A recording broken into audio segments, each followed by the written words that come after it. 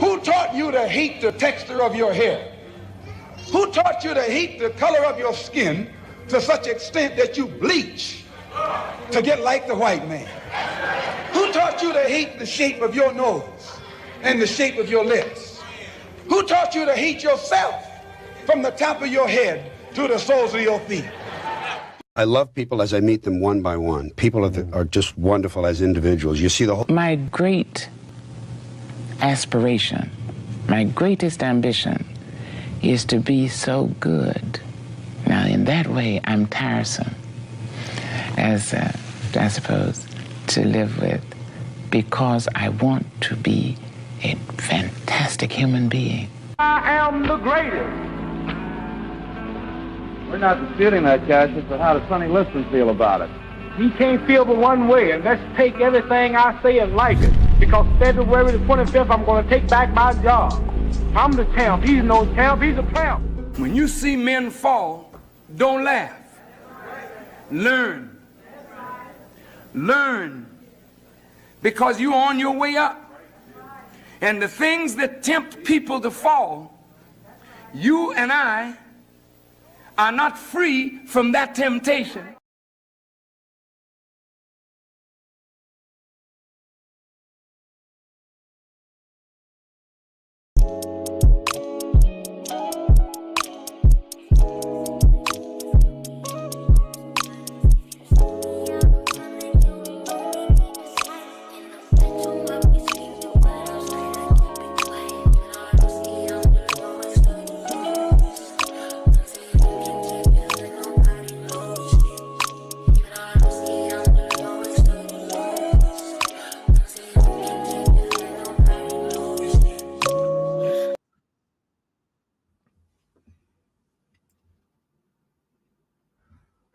What up, YouTube? Peace and blessings, glory, praise, and honor to the Most High. Happy Tuesday. I hope all is well with everyone here. Appreciate your attendance. If you missed the yesterday's stream, you missed out on a goodie. Shout out to Sydney. Shout out to everybody who tapped in with us. Much obliged. It was a subject that couldn't be ignored and it needed to be addressed. So I appreciate everyone who shared input, everyone who came together, at least for that one moment, just to say, look, our voices do matter. What happened here, we don't agree with. Tonight, we switching it up a little bit. I got my co-host in the building. I'm going to bring them up. And we're going to get into this one. All right. My mic ain't muted, so we good to go. I just wanted to double check because I got a habit of doing that. But it's an honor and privilege to be here with y'all, man. I'm looking forward to tonight's discussion. I'm going to bring everyone up, let them do their thing. And if y'all have any questions, comments, if you want to stay in contact, anything that you want to suggest or send our way, you can hit me up here, IG, Twitter, Facebook, Rumble, or via email. Jason, Sydney, good evening, madam and sir. I hope all is well. Hello. What's up? How are you doing? I'm well. Yourself? I'm good. Good. Was that your That's what's up. audio? That's what's up. Okay.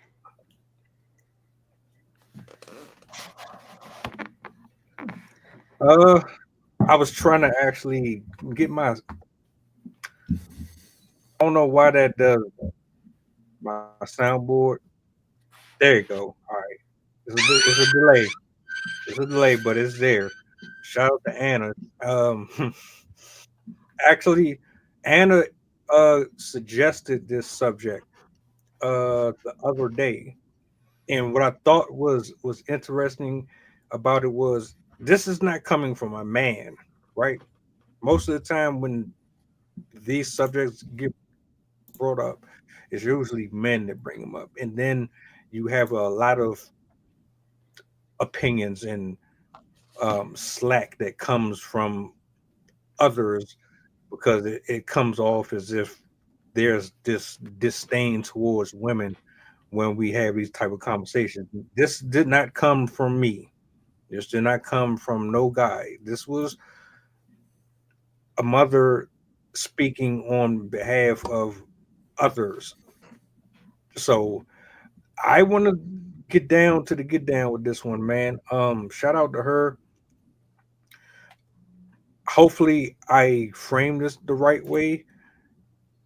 Let me know if I titled it incorrect, but I think what she was actually trying to get around was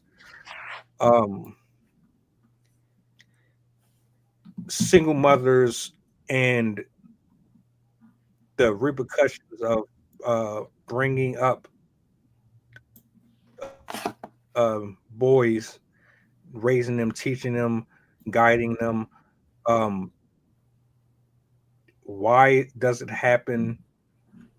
Not we know why it kind of happens, but why does the impact or the repercussions behind it become so like what's the word I'm looking for? If I say it, it's going to sound like I'm hating or I got some type of animosity towards women. But when you hear another woman say you're the reason why your son treats women like shit, or you're the reason why, then it's a whole different ball game. So I'm gonna start it off with Sydney, and then we're gonna go to Jason on this one. Just like some initial thoughts. Just from my own personal experience, I've my my husband joined the military when I was pregnant with our son, and when he was in boot camp, as well as during two separate deployments that were a couple months at a time, I was basically a single mother at that point. Because he one was in a different time zone, so I wasn't really able to reach out to him, and then obviously like I was the sole provider for my child during that time. And I can definitely see how like I'm so lucky that I have a husband, because it's immensely challenging to be the only person there for your child, especially for an extended period of time. And it was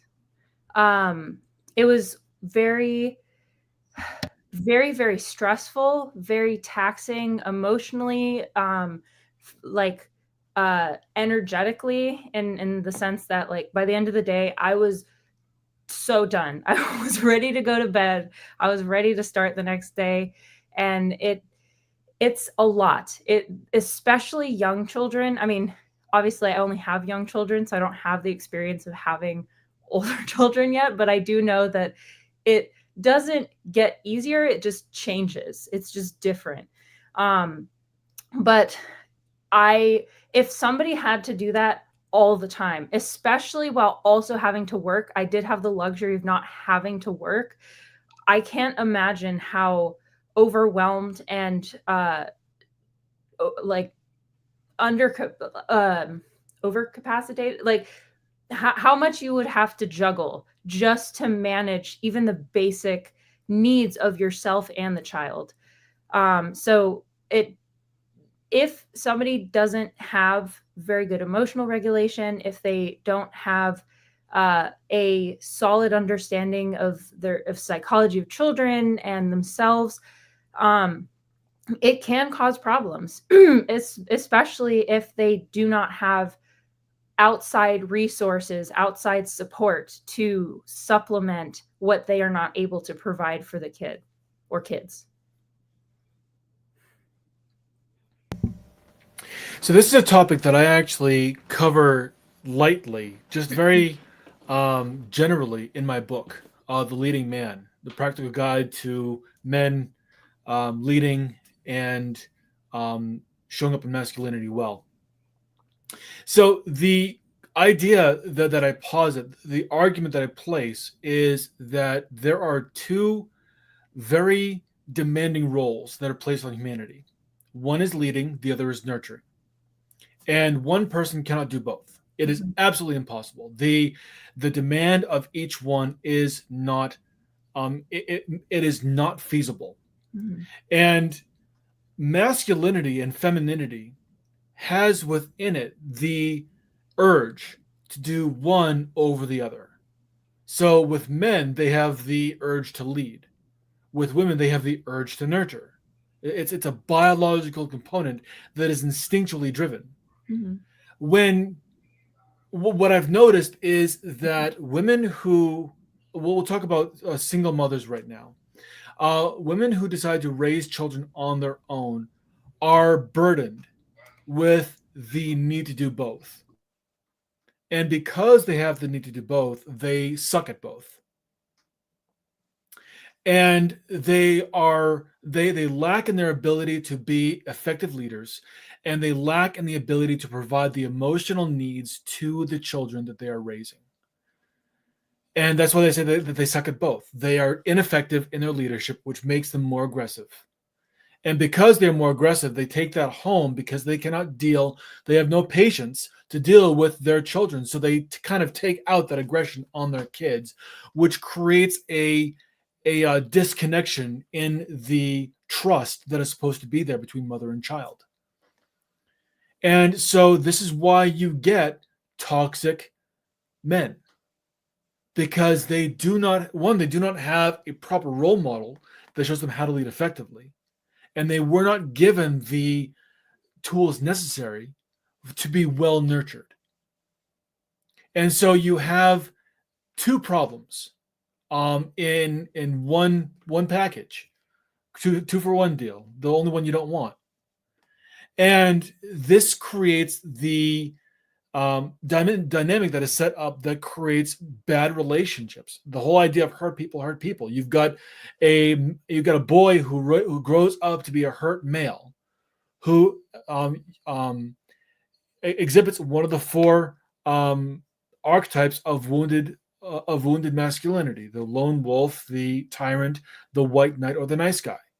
And all four of those, they suffer in relationships in their own ways, instead of them being able to express their masculinity as either an explorer, a ruler, a champion, or a guardian.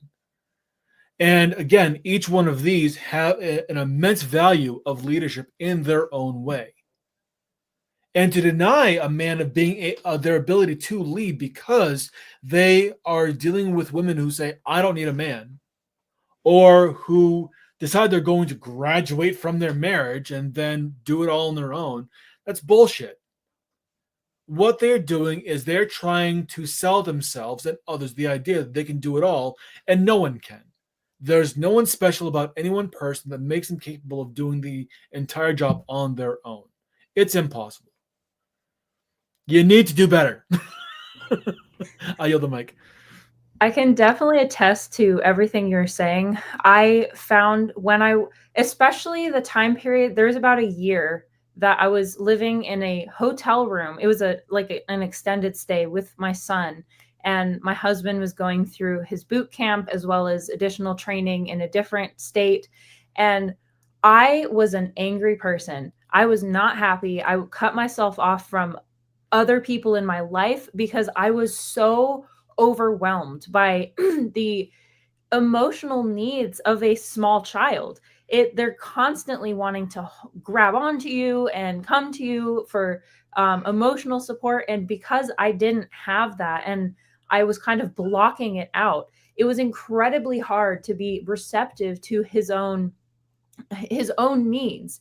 And it really one of the things that one of my favorite professors said when I was back in school, stressed people do not have very good emotional regulation. Once you've hit a certain level of stress, it can be very, very hard to regulate your emotions, especially if you don't have any outlets to release the emotions that you're struggling with. And being kind of trapped in that space almost all the time with the toddler was very, very taxing on my emotional state at the time. And now that I have my partner back and we have family members that are also helping, I find that it's a lot easier for me to be emotionally responsive and be nurturing and be kind in situations that my son needs me to be kind to him.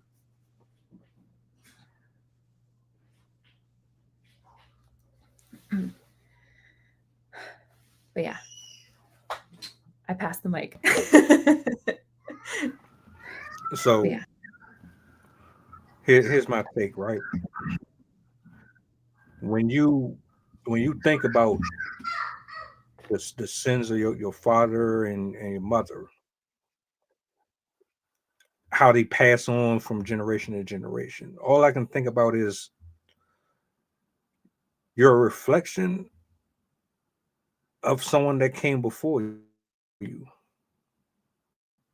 Now, this is in regards to someone just refusing to step in and stop the pattern from crossing over to the next generation. So whoever was the alcoholic and whoever was the liar, the cheater, that spirit passes on to the next person. So if you had someone who just sucked at picking partners, you end up picking someone that's going to put you in a space to end up a single parent. Now,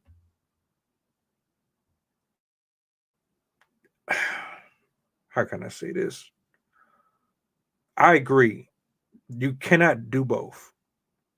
Anytime I hear people say that they are the man and the woman, or like they're the mother and the father, I call cap. Biologically, you can't be. Spiritually, you can't be. Mentally, you cannot be. There's but only so much that you can do to mimic what a man does, how he leads, how he talks, how he communicates, how he walks, how he shows you the true version and potential of who you can be. You cannot bring that out of a child on your own. The man and the woman both have to operate as a unit to provide that. And when you strip that person of that opportunity, what you're really doing is saying the spiritual aspect of it does not matter. Demons aren't real. They don't exist. That part of life where I have to put a stop to this does not matter. You're not even looking or considering that to be a factor here. Everything seems to be science based, which is fine. I give credit to science for a number of things. Um, However, I am a spiritual being. I truly believe that that portion of it is considerably important here, because if you've seen your mom getting beat on, or if you've seen your mom having traffic in and out of the house, dealing with different people, or she doesn't know how to regulate her emotions. She's always erratic. She doesn't know how to be stoic. You're looking, basically what you're doing is, as a kid, you're looking at her try to be two things at once, and that shit is confusing. So if I'm looking at a woman try to build motors, and I'm looking at her trying to have a healthy relationship, but at the same time she don't want men doing nothing for her, but in the same, like, if I'm seeing this shit is confusing. Is this what I'm supposed to be mimicking? Is this what I'm supposed to be looking for when I go out into the world? I just don't agree with this I can be mother and father thing. And then when you're the mom, what you don't understand is, even if we say, for argument's sake, you're doing everything in your power, you're paying the bills, you're keeping the roof on, you could be financially great, superb, you could be doing everything by the book, even though we know that there is no real rule book to life. You pick up things as you get older. It helps when you have something cohesive there to kind of give you that model of what you're supposed to be identifying with. But let's say you don't even have that. You can be doing everything by the book, and still, even with that, there's still something missing. And that missing piece is what's contributing to the confusion of the boy. We're talking about abusive men in these situations. So I would have to assume that he doesn't know any better, because, like, you can tell me as a mom all day, you got it. I don't need no help. I don't need no man for this. I don't, like, men ain't this, men ain't that.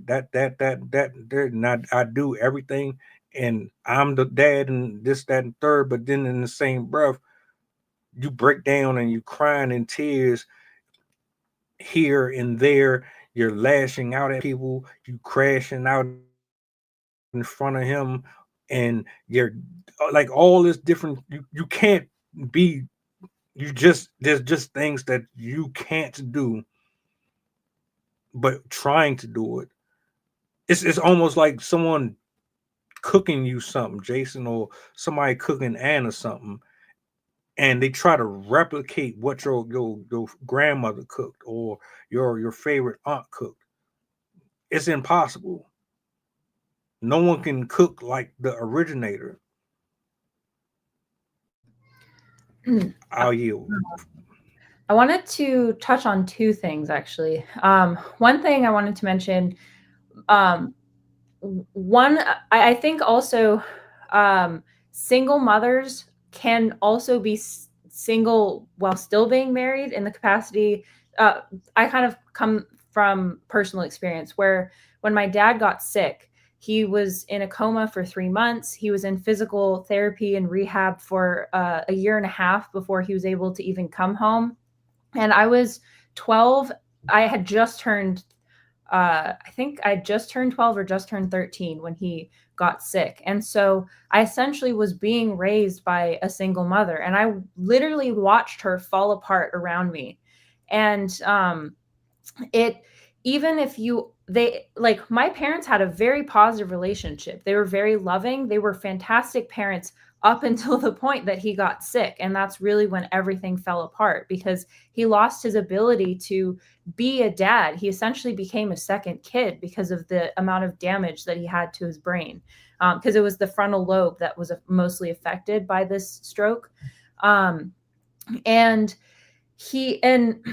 that kind of brings up my next question, where I've, just from my observations and my just personal experience, it seems as though if it's one single child, the single parent has the tendency to parentify the child, where if it's multiple children, it seems as though they're more likely to either neglect or abuse the kids if they are a single overwhelmed parent. Would you kind of see some merit in that? Or I'm just kind of curious what your take would be on that. Well, I experienced that. So my mother would be, if I were to classify her, I would classify her as the devouring mother wounded archetype. So she was very much very overwhelmed with my sister and I. My sister has dyslexia. I have ADHD. We're both very high demanding, high focused needs children. Mm-hmm. My mother was selfish. She wanted to be something that she felt that she couldn't be, and she resented the role that she had. She resented the fact that my father was working his ass off to make the family work. He was an electrical engineer, plus he worked in martial arts. Oh, cool. So he had studied, we're talking about someone who had studied martial arts for like 40 years. That's awesome. From the time that he was in high school until about, maybe he was about 60 or so. He still studies Tai Chi. One of the styles that he's actually very, very masterful in. I was one of his students and really learned a lot from him, which is great. But I digress. So the way that I was raised, I had a lot of resentment for both of my parents. I resented them equally. It was an equal opportunity bashing, because I resented the fact that my mother was very abusive, physically, emotionally, and mentally. And my father wasn't there. And when he was there, he was always tired. He didn't have a lot of energy. And whenever there was any kind of punishment that needed to be had, guess who the bad guy was? So I developed a serious resentment from both of my parents. I've since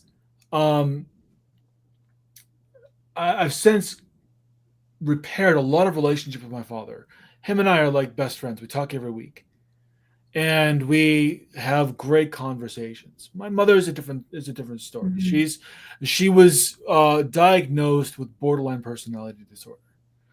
And so that helped me understand. Didn't exactly help the forgiveness part.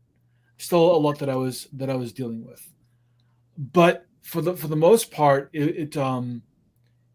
what you're talking about, mothers who have more than one child who feel overwhelmed do end up in an abusive mindset, because they cannot deal with the strain of two children, two well-adjusted children, let alone two children who have needs. Yeah. And so it raises the stake, it raises the stress level. And if you are not equipped with the ability to manage stress, it's going to affect everyone. Mm-hmm. And women are the head of the household for a reason. The home is their domain. Yeah. And when they cannot keep their own domain, everyone suffers. Yeah. And it becomes a problem for everybody. There is no peace. Mm-hmm. One thing that I wanted to mention that Mela talked about was the idea of being stoic. The way in which men exhibit stoicism, not being stoic, but exhibit stoicism, is quite different to how women exhibit stoicism. for a good reason. For both, yes, there is the idea that there is a time to start something and a time to stop something. That everything has its merits. Of the home, not the household, the home, Garrett. Open your ears. The difference is that with men, it's with men, the stoicism is more about the ability to lead, knowing how to lead effectively with a stoic mindset. There are 5 principles in my book that I talk about using stoic resilience, which come from the concepts of stoicism as Marcus Aurelius in his journals had talked about. Big fan. If you haven't read the journals of Marcus Aurelius, please do. They're Fantasy. amazing. Or the work of Seneca. Both are really good examples of proper stoic mindset. So for men and women, the difference is that with men it's leadership, with women it's emotional resilience, the ability to deal with the stress of being a highly emotional person. And that just comes natural. You have to be highly emotional in order to cater to the emotional needs of those that you are developing. You absolutely have to be. So you need to understand how to regulate and how to temper those emotions so they don't get out of control. My stepdaughter is a great example of what not to do. She's 18 years old and she acts like a goddamn mess. And I look at her, it's like, what are you doing? But she's a stepdaughter. She's not actually my daughter, so I really have no real say in the matter. But yeah, I can beat my head against the wall and just as much as possible. And yeah, but when it comes to men in stoicism, this is where the men are meant to lead well by showing. There you go. Meditations of Marcus Aurelius. Absolutely. This is where men are able to understand how to lead appropriately by understanding the people that they serve. And this is the epitome of what it means to be a leader. Who do you serve, and how do you serve them? And really, men and women both operate in that way. Women serve the future, whereas men serve the structure. And you can't have one without the other. There is no future if there's no structure. There's no structure if there's no future. So both have a really strong part to play. There's also a level of balance that comes with being in a partnership. I've talked to my husband about this multiple. We actually had this conversation quite recently where he was asking, like, just out of his own curiosity, like, so what do you get out of this relationship? Like, what keeps you in this relationship? We just had a family member get cheated on, so that's why that kind of came up. But I was telling him he's a really good balance for me, because I have bipolar disorder, so I can have issues with emotional regulation. And he is a very tempered individual. He's very stoic. He's very good at hiding even when he is stressed, at preventing that from really coming out into the open. And so there is a sense of balance in the relationship by us being together. And he doesn't have that emotional awareness component that, because he grew up in a very tumultuous family life. His dad had not only a mental disorder, but a drug addiction, a serious drug addiction. So he had the experience of being tossed around from place to place, different family members taking care of him, because his mother actually had to be the one working because she was the only one that was stable enough to provide for the home. So she actually couldn't take care of him and had to pass him off to other relatives to take care of him while she worked and supported him financially. He also had 2 older brothers. And that is another aspect of being in the relationship, is you balance each other out. You provide qualities in other areas that the other person can't provide. As we've been saying, like, you cannot do both. I've seen it firsthand, both from my own experience at home when I was a kid, and also as a mother. And I also 100% see the behaviors that my mother did to me reflecting back on my own kids during those times of extreme stress.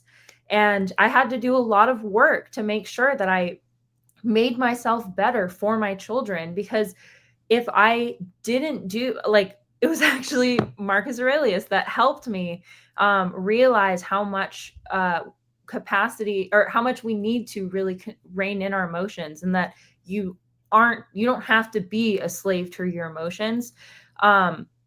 But generally, if somebody doesn't have that mirror to kind of be like, hey, you're doing these things in front of our kids, and that's not going to benefit them in the future, it can be very easy to get completely unraveled. And what else was I going to say?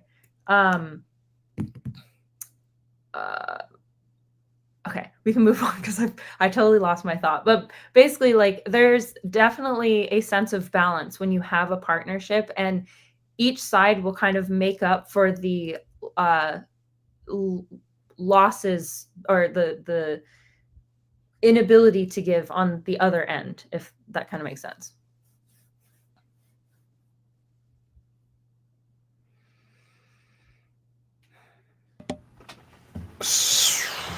A lot to unpack here. Oh, A I lot to remember. unpack here. Can I say something really quick? People forget that kids learn Go by ahead. seeing. They pick up behaviors from us without us even realizing that they're picking up those behaviors from us, because the kids are watching us all the time. The way you talk, the way you act, the way you handle your emotions, even the way you eat and clean up, and all of these things, the kids are watching. And their brain, like, they're sponges, especially at this young age. And so everything that they are witnessing, whether they acknowledge it or not later in life, they're going to carry that with them. And if they don't see a good example of a stable individual and a multiple stable individuals, they'll never learn to do some of those things, because, as we've said, you're always going to have shortcomings. You're always going to have skills and things that you're really good at. And if you don't have a balancing act and have multiple people showing multiple positive aspects, and also the if you have another person to be like, hey, they acted that way, but that's not okay, but we still love you, and you should still love your parent, but that wasn't okay. The kid will never learn that behavior isn't acceptable. And so then once they enter a relationship, they'll think, oh, well, it's normal. It's okay for me to yell at my spouse or hit my spouse, or completely block them out if I'm upset, and many other dysfunctional type behaviors.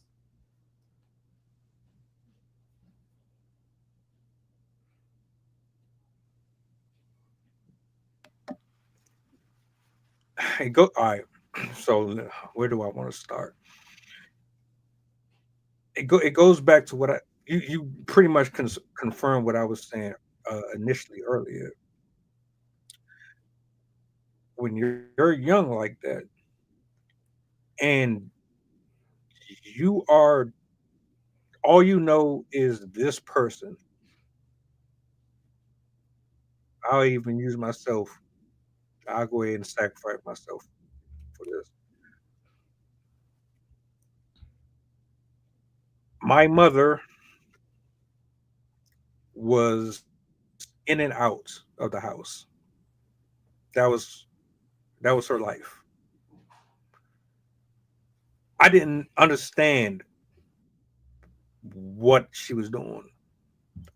I didn't understand street politics. My stepfather, which I claim as my father, he showed me a different side. He showed me a 9 to 5 person. She showed me instability. When she came home for a week here, a week there, and then she was gone for a month, 2 months, 3 weeks, and she would pop back up. And mind you, this is my mother, so I'm looking at her like, is this normal? Is this how women act towards the men that they love? You know what I'm saying? And you have her, and then you have my pops, who is always home. He's always making sure my lunch is made and this, that, and the third. So I'm seeing completely different versions of what I'm supposed to be molding myself after. And essentially what ended up happening was a clusterfuck of confusion on how I'm supposed to view men and women, and the bottom line is, you remove anybody from the equation, especially if they're not healthy mentally or emotionally or spiritually. No, Garrett, I do not remove the spiritual aspect from any of this. The spiritual aspect is the most crucial part for me, Mm-hmm. because I've seen it. I've seen I've seen my uncles. My uncles are alcoholics. My aunts are all alcoholics except for one. My siblings from my sisters, my brother, they have their stuff. My uncle is he's like Future. He just has a number of kids. He's very like, so is my brother. I love y'all. I'm just keeping that 100. So it's like this. There's a minority, a small minority of women who can successfully navigate life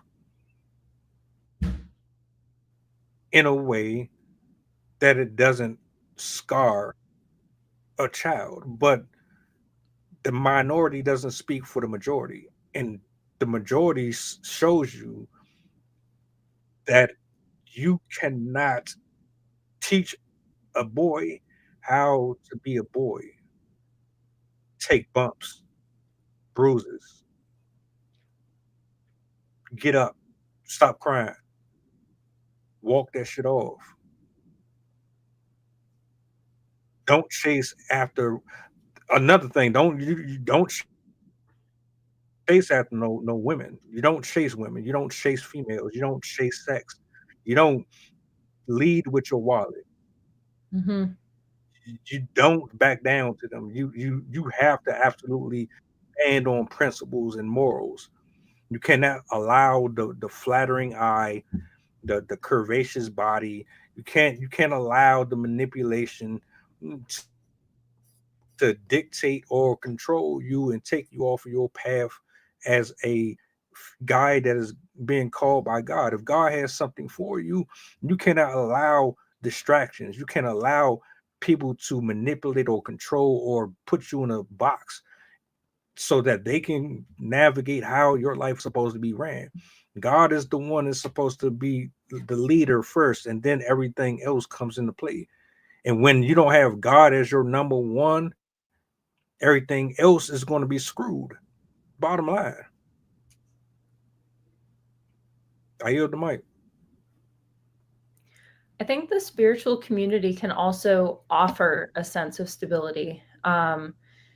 It the community members themselves, like if you're part of church, it can help in those aspects. Obviously, I'm not advocating for anybody to voluntarily pursue a single parent lifestyle, but I have heard quite a number of both personal and just other stories that other people have talked about, how their religious communities come together to help them raise the child. As I forgot who exactly said this, but the saying that it takes a village to raise a child. And so having spirituality can help as long as you're using it effectively, but it can help with some of the emotional stability. It can, like reading Marcus Aurelius, reading the Bible, reading about values and the virtues and stuff like that, that can help with your issues if you have them, and can help you be a better parent. But I still I still can say that you really need external help if you are a single parent. You cannot do it solely by yourself. You need your own parents, other family members, friends. Like, it's almost impossible for somebody to do that alone. Even as a non-working part-time single mother, that was extraordinarily overwhelming. And I remember multiple times wondering to myself, how the do people do this by themselves full time? How can somebody with like 3-4 kids raise their kids by themselves while working multiple 1, 2, 3 jobs and maintaining the household and paying for the house? I'm like, I really do not see how that would be possible at all.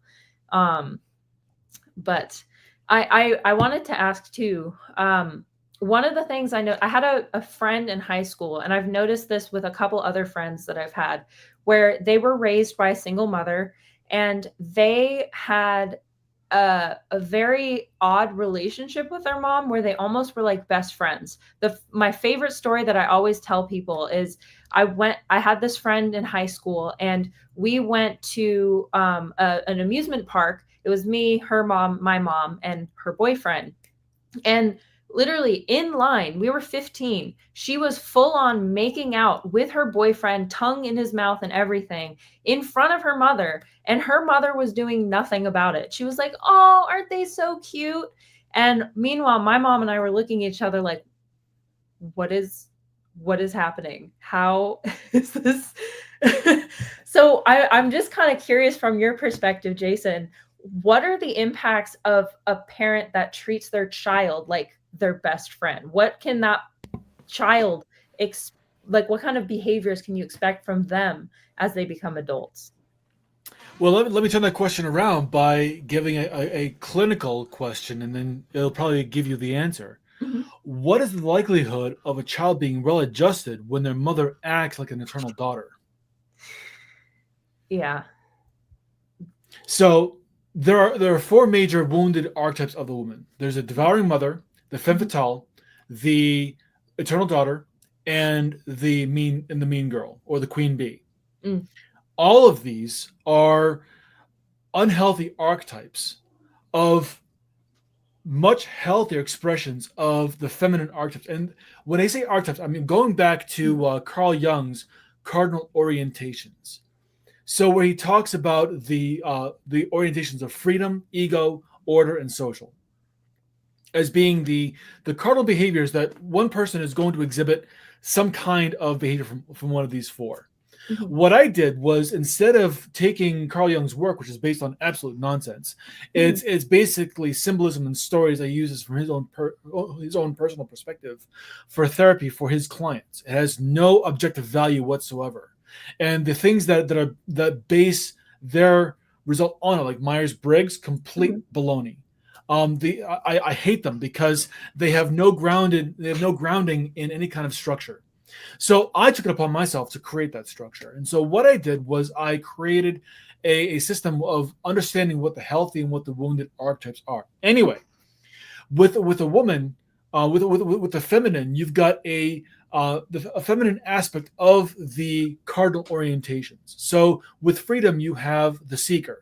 With ego, you have the sovereign. With order, you have the lover. And with social, you have the companion. And all of these exist because the feminine energy is receptive. It is not outwardly expressive, which is what makes the feminine energy a terrible leader. Well, no, I'm going to amend that. They make terrible, long-lasting leaders because they don't. They forsake their job in order to fill a role that they were not designed to fill long term. Short term, yeah, they make fabulous leaders. In small segments, yes, they can lead very well. On a large scale, okay, Garrett, you know what? If you're going to actually be someone who bashes women like you seem to be doing, there's literally no need for you to be here.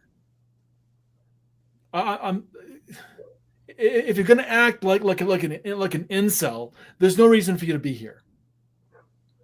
Anyway, getting back to what I was saying, with each of these cardinal orientations, there is a beauty to how they do lead in their own way, especially in their nurturing way. With the seeker, you have someone who is seeking experiences and connections with people. With the sovereign, you're looking for someone who knows how to provide structure and provide stability in the environment where people feel at ease.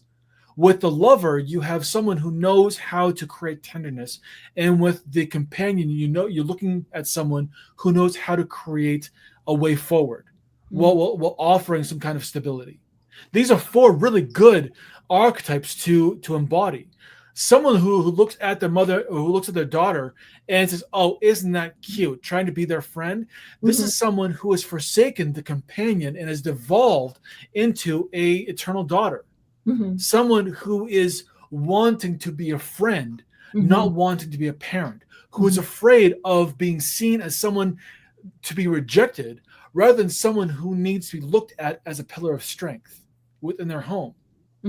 They've forsaken something about themselves and created something that they use as a coping mechanism.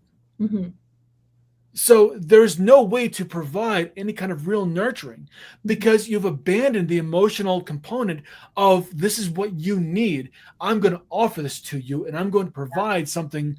I'm going to provide something that you need in order to become better than you could be, hopefully better than me. And it seems like they forgo safety almost. Say again? It seems like they almost forgo safety and in favor of pleasing the child instead. Yes, well, they see that as safety. They see that as a safer measure. My child can't hate me if I give her or him everything that he needs. Well, yeah, because you aren't. They can, and they probably will, because you haven't really given them what they needed. You've given them what you wanted them. You've basically made them someone who's going to depend on you, and that is a tragedy. Because I go back to Khalil Gibran's The Prophet, where the section on where it talks about on children. And the prophet says, your children are not your children. They are the sons and daughters of light longing for itself. They come through you, but are not of you. And though they are with you, they belong not to you. You can give them your love, but not the thoughts. They have their own thoughts. You can house the bodies, but not their souls, for the souls live in the dream of tomorrow, live in the realm of tomorrow that you cannot visit, not even in your dreams. You can strive to be like them, but you cannot make them just like you. And the wounded archetypes seem to have forgotten that. They seem to have forgotten the fact that the children are not meant to be controlled by their parents. They're meant to be emboldened to go beyond their parents, to create something that's even better than their parents could have ever envisioned, because they live in an opportunity where something else is so much better. And that's important. I know I got a little bit passionate there. I'm sorry for getting a little bit heated. I yield the mic. Hey, no, I respect that. I respect what you said. Hey, no, I respect that. Hey, look, I just want to put this out here too. We're unbiased. We don't hate nobody up here. We don't hate men. We don't hate women. What we're here doing is bigger than pointing the finger. What we're trying to figure out is why this is happening the way it is, and what can we do to get through to somebody who might be operating from this way of thinking. Um, Taking shots and personal jabs just out of your own personal reasons is not something that I support or stand behind. And I just want to make that perfectly clear. Like, if I speak on something, it ain't got nothing to do with anything personal. You know what I'm saying? Um, I agree with a lot of what everyone said, especially what you brought up um about forgetting like the ultimate goal and the ultimate mission here, especially if you're a parent. You cannot give your kids everything that they ask for. I know it seems like you're going to be the bad person, and but no, you just can't do that. I know personally how it feels to be spoiled, and not spoiled like I got every single toy under the tree spoiled. I'm talking about spoiled as in coddled, and um I didn't have to worry about my bike crashing or me getting into a whole bunch of accidents and things like that. I'm talking about more or less I was shunned from like emotional stuff. I was protected from um having to face certain shit head on, face to face, like I was supposed to. Stuff like that kind of screwed me up. So now you cannot buy your child every single game, every toy. You cannot just sit up there and say yes to every single thing that they asking for. I mean, in reality, you know better. I know better. Just remove the part where it's your child for a second and think about you and what debilitating factors played a role in your development, and would you have wanted the same outcome that you got now? Like,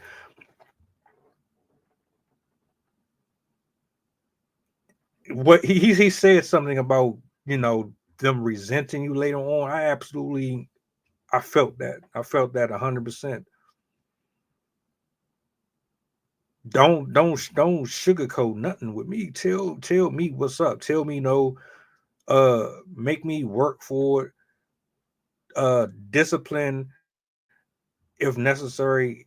If I need to go in the corner or you need to take something, take yeah.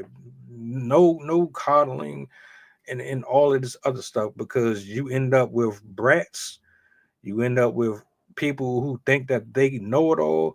They develop these complexes about themselves, which ultimately it leads to what this whole conversation was circled around in the first place: abusive and toxic men.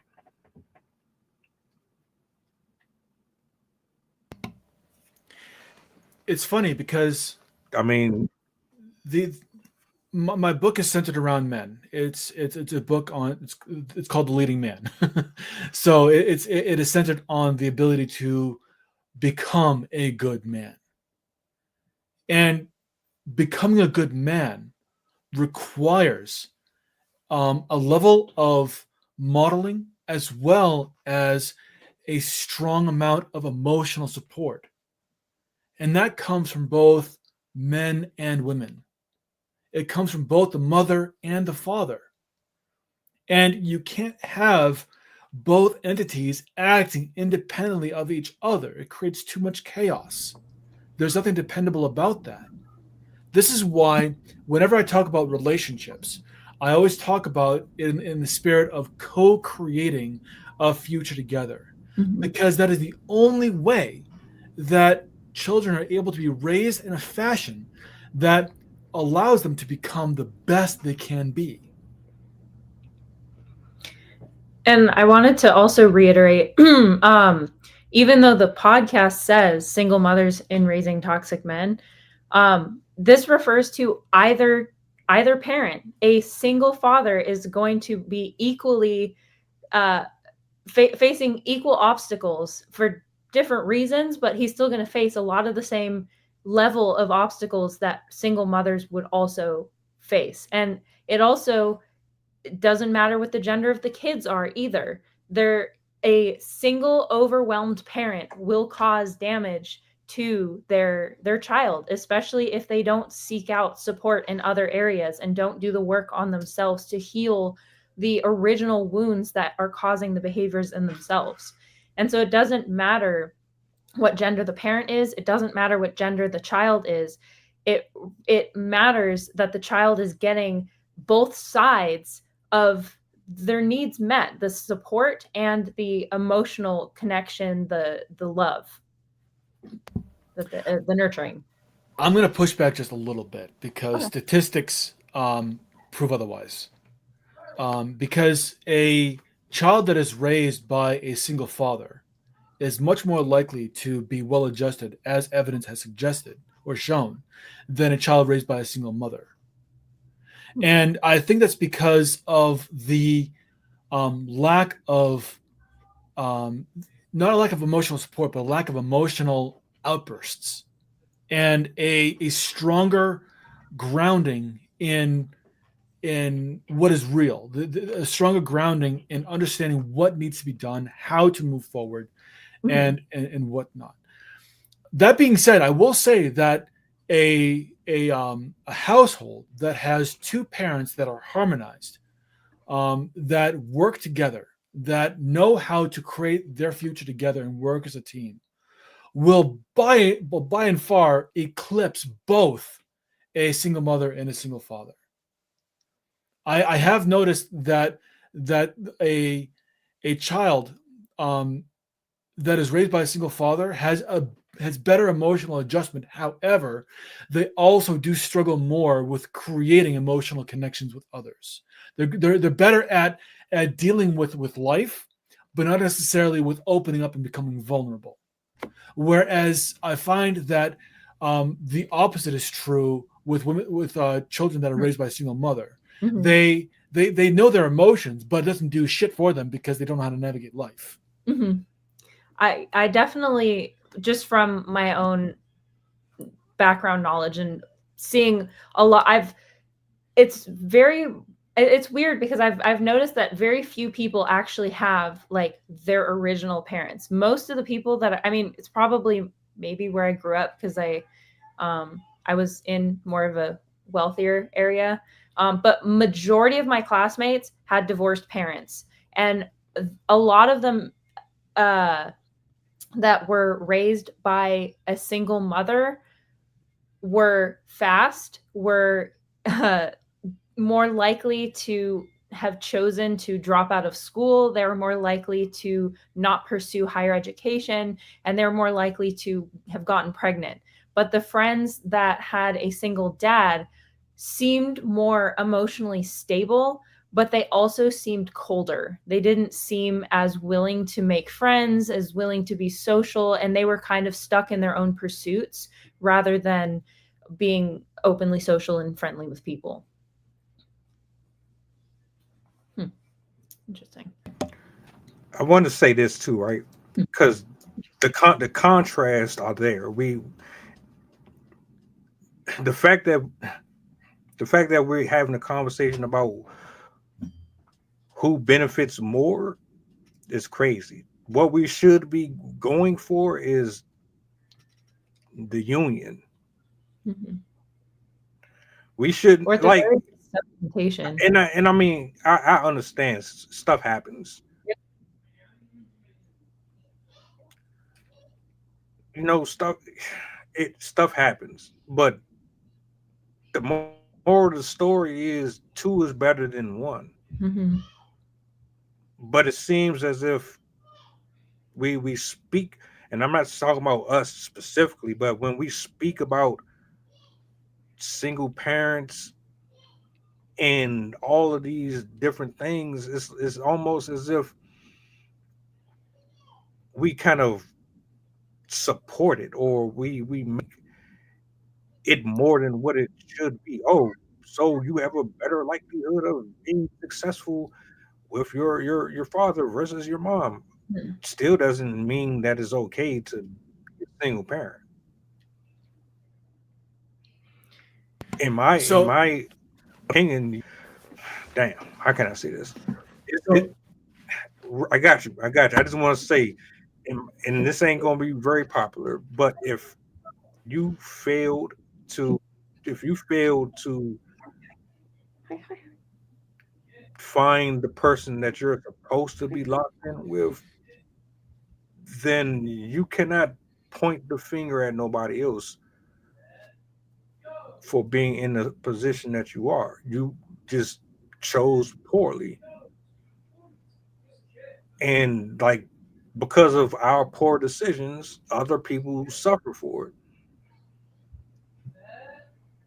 I yield. one thing that I wanted to clarify was that I was not making a case for which one was better. I was making a case of showing how, like what Sydney had said, that there is a contrast. Mhm. And when you have a single parent, something suffers. Mhm.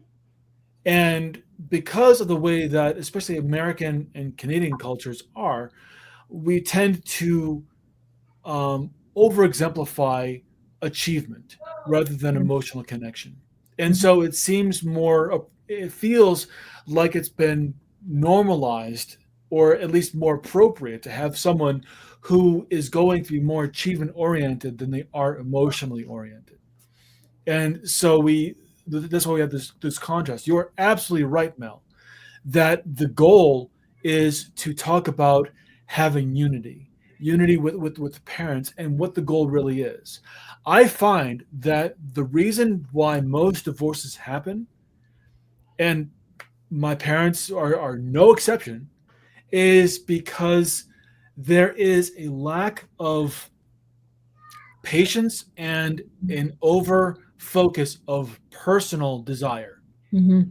The self-serving mentality is strong, Mhm. which is why a lot of these marriages fail, I think. Mhm. And self-serving behavior is antagonistic Mhm. to raising a healthy family. It doesn't work. You cannot be self-serving and serve your family. It's impossible. You have to pick one. And those who are self-serving, well, the results speak for themselves. Mhm. They raise shitty kids, they have shitty lives, and they have a lot of regrets that they wish they didn't have. Mhm. Whereas those who see themselves as being of service, who dedicate themselves to something bigger than themselves, these are the ones that people look at and say, "There's something different about you, man," or "There's something different about you, ma'am." It's there is something about someone who dedicates themselves to something bigger than them, who understands that it's not about them. No one gives a shit about you unless you do something that warrants people taking notice. And it's not because you're getting yours. Mhm. It's because of what you are giving, what you are contributing, that makes you amazing. And that really only happens when you have that unified front, when you have two parents who are willing to put aside their own differences and say, look, I know that we have our own desires. I know that life hasn't been what we wanted it to be. But you know what? Who cares? Yeah. We're here in this together. Let's make the most of it to ensure that we can celebrate our successes through our children. The ones who do that, those are the ones that end up staying together for like 50 years. Mhm. It's because they've given up on their own personal satisfaction in order to provide a life that is meaningful for more than just them. Yeah. Also, the willingness to make reasonable sacrifices for, like, the give and take. Obviously, one person shouldn't be constantly sacrificing themselves, but in times where it's necessary, one of the people is willing to make a sacrifice for the other person, rather than them just being combatants and them like, well, last time you did this and I did blah, blah, blah, blah. Like, as you said, being very self-serving is a recipe for disaster in relationships. In life, really. Mhm. And I think that when it comes to you use the word sacrificing. I think sacrifice is the wrong word. I think reorient is a better use of, or is a better term, Okay. because sacrificing denotes that you are giving something up. Yeah. Whereas reorienting means that you still have all the capacities that you can have, but you are putting them towards a different goal. True. And when you reorient yourself to something that is going to be have a better long-term satisfaction, Mhm. and you turn towards that rather than the short-term gains, because Yeah. short-term gains, focusing only on short-term gains, is where you screw yourself and everyone else around you. I will definitely be using that word in the future. But focusing on the long-term goals, you have short-term successes with long-term goals, but the long-term goal is always maintained as the thing you focus on. Makes sense.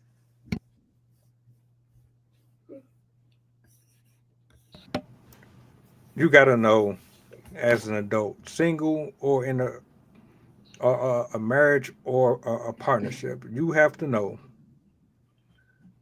that there are going to be decisions and choices that you're going to make that are going to impact and reflect everyone around you, big or small, does not make a difference. Sydney, you said it earlier. They watch what you say, how you talk, how you walk. Everything is being observed. If you are being selfish and you're not considering that your anger and your outburst don't have some type of impact, then you are rudely mistaken.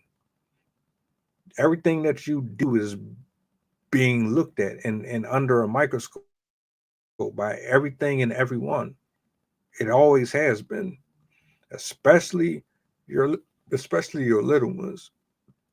So my last thoughts to answer as a whole, men who develop these characteristics, they developed them because of what they observed, what they absorbed as they got older. Between their upbringing, social media, so on and so forth. And like personally, if you run into that, and this is just my opinion, I don't know if anyone's going to agree, but if you run into men with those characteristics and you have like some type of magnet that just draws them to you, I would invite you to ask yourself, why does that happen?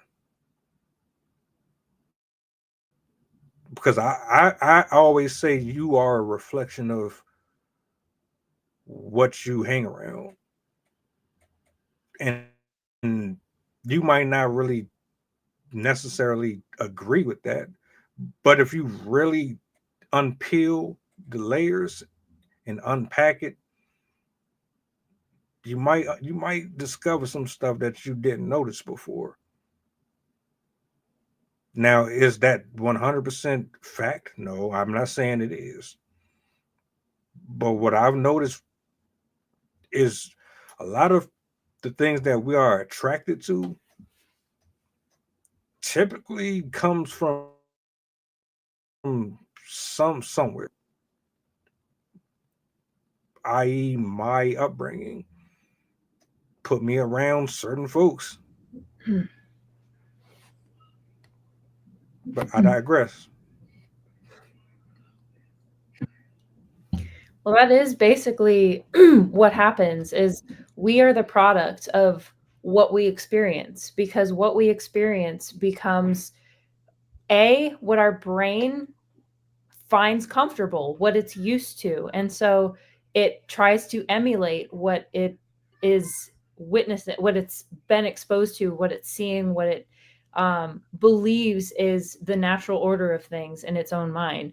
And so if it has been exposed to uh, tumultuous, tumultuous situations, the brain will be more predisposed to either usually unconsciously seeking out those types of situations because it's more comforting in a weird way. I'm sure Jason could explain that much better than I just did, but generally, we are the products of how we're raised. We're the products of the people we spend our time with.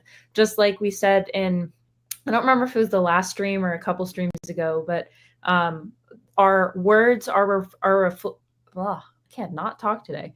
Our words are a reflection of who we are inside, and it's a the I don't know if that's the right word. It's basically like the collection of everything that we've experienced through our friends, through our family members, through the people that we watch on social media, on the news, and whatever. Like the way we reflect outwards is what we have consumed from our social atmosphere and our own lives. So yeah. Regardless of where you come from, life offers many opportunities for you to take responsibility for your behavior. Yes, some of us come from broken homes. Yes, some of us have dealt with adverse childhood experiences. Yes, many of us have dealt with parents that were abusive in some way or another, or neglectful, or a combination of that. At some point, you've got to stop being a victim. At some point, you've got to say, I'm going to learn from the lessons. There's a there's a great song from a artist. His name is Ren. It's called Hi Ren. It's great. If you haven't checked it out, please do. It's amazing. At the very end, he has this speech that he gives, kind of like a prose. And in it, he says, in the world of psychological warfare, there are victims and there are students. You can choose to either be a victim of your circumstance or a student to learn from them. The moment you choose to learn from your experience is the moment you develop the self-awareness necessary to change your circumstances so you can change your trajectory. The moment you do that is the moment everything changes. And now see, we also need a Jason's book recommendations as well.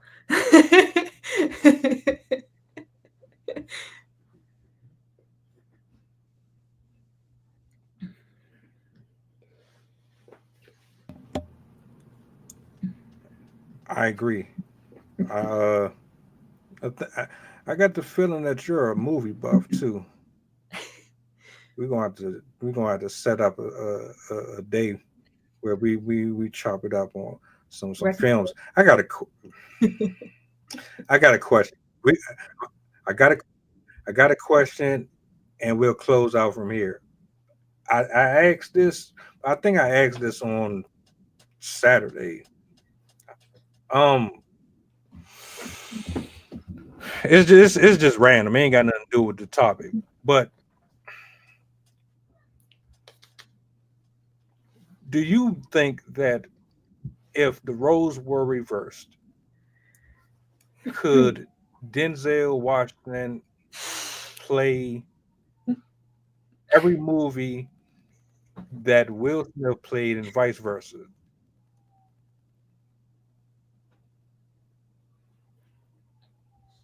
Don't matter who answers. I'm just curious to know what you think. Because I asked this, and there's a lot of mixed. I'm thinking about the roles that Will Smith has done. Do I think that Denzel Washington could play all the roles that Will Smith has done? Yes. Do I think Will Smith could be as successful as Denzel in the roles he has played? Nah.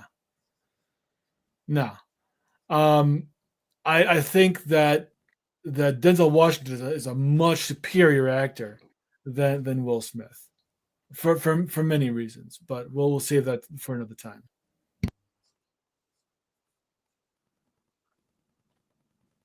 All right. Fair enough.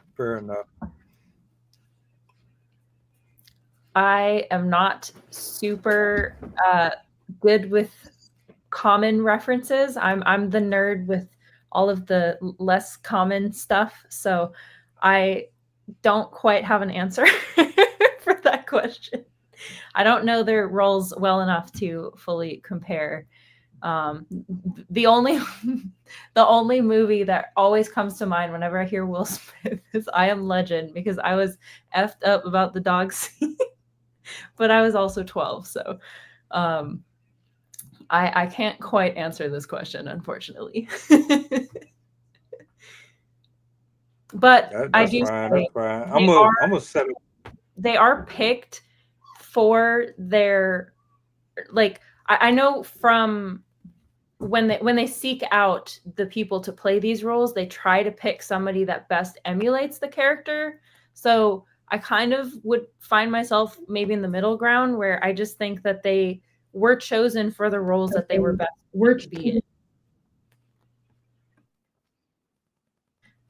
But again, I don't know enough of their roles to say much. See, I'm not going to draw this out. I just want to say this. I do not think Denzel Washington could play what is the I just had the name of this, the dude, he was the superhero. Will Smith was the superhero.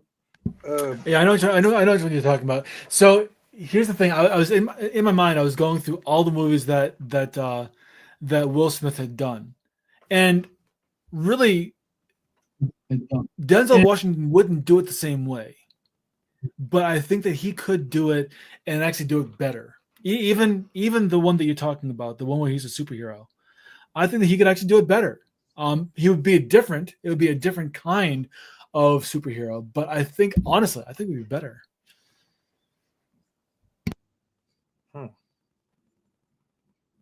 Yeah, I got you. I'm gonna let y'all up off here, man. I know we running past schedule. Hancock, that's the name of it. I appreciate everybody for tapping in. I hope this helped answer some questions.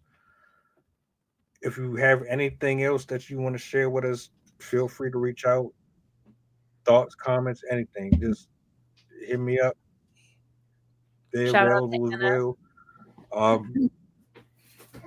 Yeah. Shout out to Anna. Shout out to Adrian.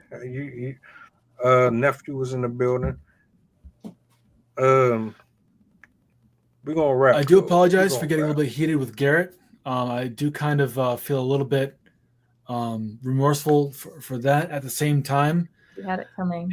It had to be done. I mean, sometimes you have to be willing to draw a line that there's something that are going to be allowed and not. And yeah, so I didn't mean to step on your toes, Mel. I know that you like to be as inclusive as possible, but some of the things he was saying were getting a little bit sketch.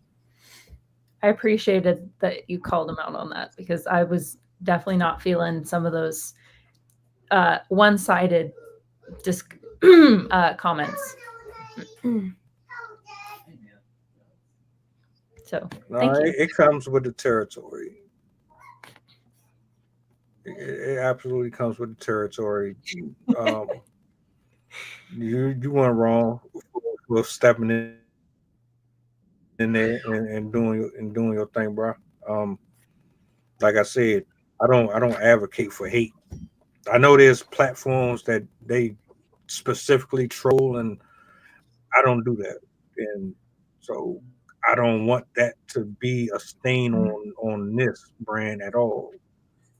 We might say some harsh stuff up here, but it's not out of any type of bonanza type of vindication or no crap like that. So yeah.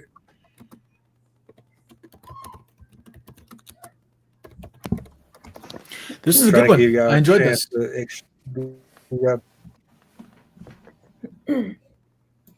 Likewise.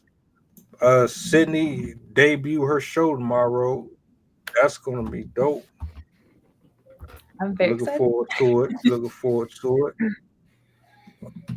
Hit me up after so I can figure out some stuff. I wanted to ask you earlier, but I wasn't thinking about it. So we'll talk. Okay. Do you want me to stay on even after the stream's over, or do you want me to just email you? Either one. Well, matter of fact, just email me. It's not really a big thing. I just want to ask you something. Okay. No problem. All right. And I totally agree. Get up out of here, man. Y'all enjoy the rest of y'all. You too. Great discussion. Always. And great clap back too. I'm trying to... Thank you. All right.